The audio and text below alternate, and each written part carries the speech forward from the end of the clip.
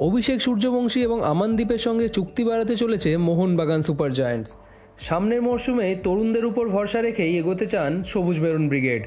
ইতিমধ্যে বৃহস্পতিবার মোহনবাগান তাদের সোশ্যাল মিডিয়া হ্যান্ডেলে জানিয়ে দেয় যে 2027 অবধি মোহনবাগানের সঙ্গে চুক্তিবদ্ধ হচ্ছেন সম্প্রতি শেষ হওয়া মরশুমের উদীয়মান তারকা দীপেন্দু বিশ্বাস। সেই একই পথে এবার হাঁটছেন অভিষেক সূর্যবংশী এবং আমানদীপ। এমনিও তারা মোহনবাগানের সঙ্গে 2025 অবধি চুক্তিবদ্ধ রয়েছেন। তবে সূত্র মারফত শোনা যাচ্ছে দীর্ঘ সময়কার জন্য ক্লাবের সাথে চুক্তিবদ্ধ হতে চলেছেন এই দুই উদীয়মান তারকা। অন্য আইএসএল ক্লাবের অফার থাকা সত্ত্বেও মোহনবাগানেই থাকতে ইচ্ছুক আমানদীপ এবং সূর্যবংশীরা। সম্প্রতি শেষ হওয়া মরশুমে মোহনবাগানের হয়ে মাঝমাঠে নজর কেড়েছেন এই অভিষেক সূর্যবংশী। আইএসএলে মাত্র 12টি ম্যাচেই সুযোগ পেয়েছেন তিনি।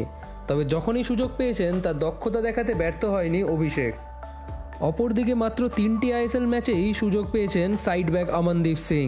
তার মধ্যে একটি ম্যাচ হলো কলকাতা ডার্বিতে ভর্তি যুব ভারতীর সামনে দক্ষতা দেখিয়েছেন এই পাঞ্জাবের ডিফেন্ডার। গত মরশুমে তাদের দুর্দান্ত পারফরম্যান্সের পুরস্কার হিসেবেই তাদের চুক্তির মেয়াদ বাড়াতে চায় সবুজ মেরুন ম্যানেজমেন্ট। এবং উপরন্তু এও শোনা যাচ্ছে যে মোহামেডান না যোগ দিয়ে মোহনবাগানেই থাকতে চলেছেন ফারদিন আলী মোল্লা। পাশাপাশি এও শোনা যাচ্ছে যে জুনের প্রথম সপ্তাহ থেকেই দল গঠন শুরু করে দেবে মোহনবাগান সুপার জায়ান্টস। ইতিমধ্যেই জেমি ম্যাকক্লারেনকে নিশ্চিত করেছেন তারা। সূত্র মারফত যে শোনা যাচ্ছে সিএফএল এর জন্য তরুণ ব্রিগেডে 2 থেকে 3 জন তরুণ প্লেয়ারকে যোগ করতে পারে সবুজ মেরুন ম্যানেজমেন্ট।